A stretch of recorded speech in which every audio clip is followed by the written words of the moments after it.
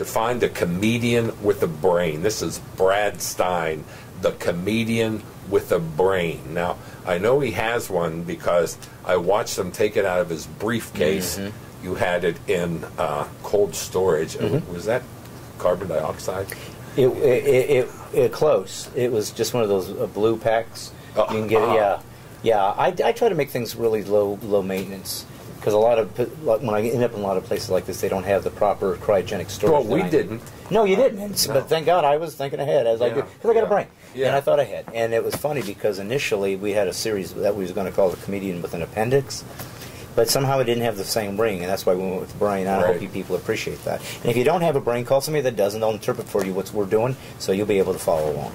And also, if you don't have a brain and you need one, we are going to have them for sale. For sale. Just call in, but send your money first. It's 1-888-IM-STUPID. Right.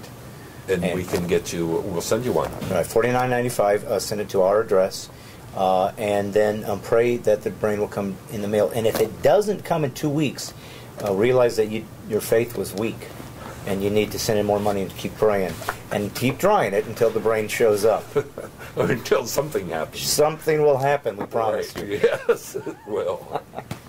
So anyway, you are the comedian with the brain. Well, that's what you called me, and I hope so. I think that, one of the things that has frustrated me, and is one of the things that I tried to do as a comic in the Christian arena, was really, raise the bar as to what flavor we could come in comedically. I believe that there are tools that God gives to us to utilize in different areas of our lives and in the arts, to best implement what it is He wants done. And when it comes to humor, some of and what you can find in the Bible, by the way, is like sarcasm. Really? You mean there's like knock-knock jokes? There's jokes in Bible? there. Yeah, but you have to know how to. It's numerical. Oh, you have to understand. It's a code, and you wouldn't understand because you don't have the brain. Even Da Vinci didn't understand. He didn't understand it. He had to go to Michelangelo, and he said, "Don't bother me. I'm painting the ceiling." Yeah, but whatever that meant. But I felt like, why can't we use satire? Why can't we use sarcasm? And these are the things I learned in comedy clubs. And I even said to God, when I felt like being called in a Christian arena, he's like, go to the Christian people. And I go, well, why do they need clean comedy for? They already bought that. Isn't it better to bring it to these people? And God's like, it's funny how He doesn't like to quibble with you when He tells you to do something. He's like, I didn't ask you where to go. I asked you, will you go? And you said yes. I said, I trained you in nightclubs because I want this flavor amongst my people. Yeah. I want them to see sometimes it looks like this, and it's okay. Yeah. And so, and I believe that comedy is an art form. I believe that. It's not for everybody. It's called a sense of humor for a reason. And the reason is because it's a heightened sense that not everybody has, that God gave me. And that's good because you don't have it, and so I get to charge you. So it makes sense. Yeah. Well, see, I think that a comedian with the brain is almost as rare as a Christian with the brain. Yeah, I mean, Christians have brains; they don't use them. Somewhere in our little journey here in America, we got this idea that it's really about faith, and once things get too intellectually difficult to understand, that we get afraid that somehow this delegitimizes our faith, and so I need to just sort of run to faith and act like there was something wrong even with the intellectual pursuit. Now, granted, if you are serious about seeking God, here's what you will learn: He's unknowable. Okay, He has pieces that He gives, little clues, little shadows, little essences, little nuances you get through creation, through revelation, and through whatever you can access through meditation and so forth, which is how we're supposed to talk to God.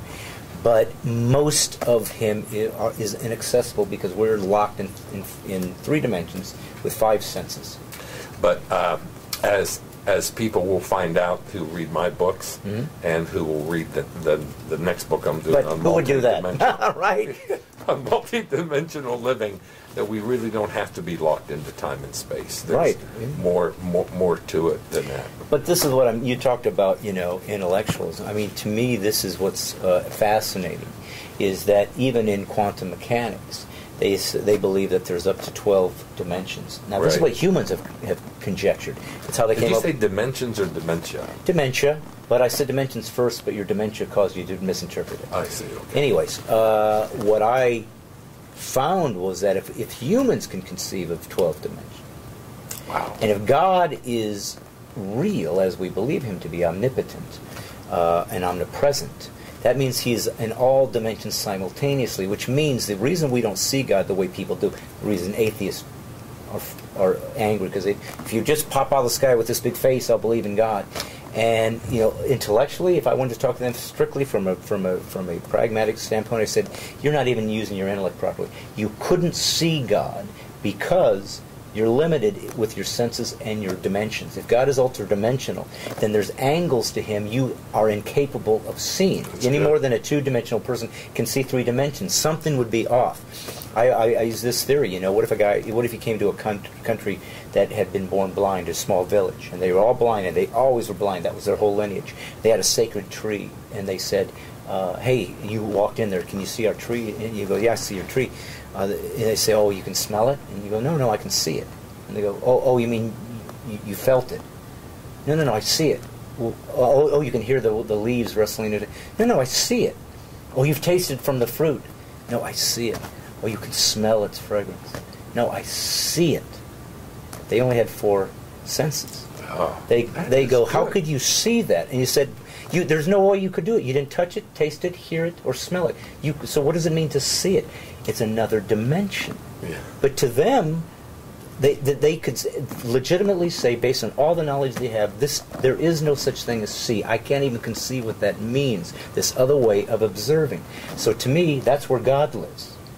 He's right here, but there's this other way to see that we can't even define because we don't have the access to it. That's very powerful. I just did a whole World Changers conference here, and the whole thing was multidimensional living.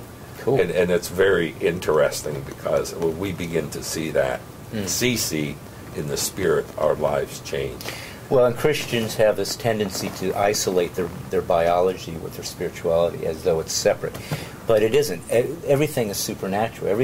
Our biology is consistent with what God has created. All the supernatural is there for us to have access to. Yeah. And it's not separate. It's part of you get to what you perceive is what is your choice. I can perceive it as accidental. I can perceive it as providence. I can perceive it as I was lucky. I can perceive it as I was blessed. I can see a miracle as walking on water. I can see a miracle as my skin, if it's cut, will automatically heal itself. God says, I've given you all the information. Yeah. If you choose to see that as nothing, then the day that you stand in front of me, explain that to me. But for right now, we are here to tell the story. And as a comic with a brain, I don't know who can do it better. Because here's the next thing I just wanted to touch on, is that, can you imagine the formidable power of Christians who use both their spirituality as well as their brains? Can you imagine? Well, it's been happen? done. Thomas Aquinas was doing some good stuff. Isaac Newton certainly did some good stuff. He wrote more. Yeah, but you're talking about one every few generations. Right. What would happen if a whole generation of Christians were to merge at one time, using their brains and their spirituality at the same time? Will never happen. It can't happen because it demands something that most humans, let alone Christians, are not willing to involve themselves with, and that is discipline. It is a continual discipline, and it's. Well, you know what? To me, that is a challenge. I don't like the phrase "it can't be" or "it can't." Well, you're right. I mean, you're right. Theoretically, that isn't the right way to say it can't be. Of course, it could be. Well, no. But I don't think it's going. I mean, I think it's a good challenge, and what would be cool if a whole raft of Christians who see this get really pissed off, get really upset because you said that. And say, well, you know what? I'm going to prove Brad Stein wrong. Well, and that's really hard to do because I'm pretty much the knower of all things. But I think that He's a comedian with the brain. With the brain, and appendix still. Yes. And my wisdom teeth. And I'm 6'7". Did I tell you that since the last episode? I grew. I've got a pituitary gland issue. Did I mention that? I don't have any tonsils. Do you have tonsils? I do. I do. That's why I'm such a good singer. Yeah? Maybe we could go on tour. You could do comedy and I could sing. You know what? It was funny. I was just thinking that. Really? Yeah.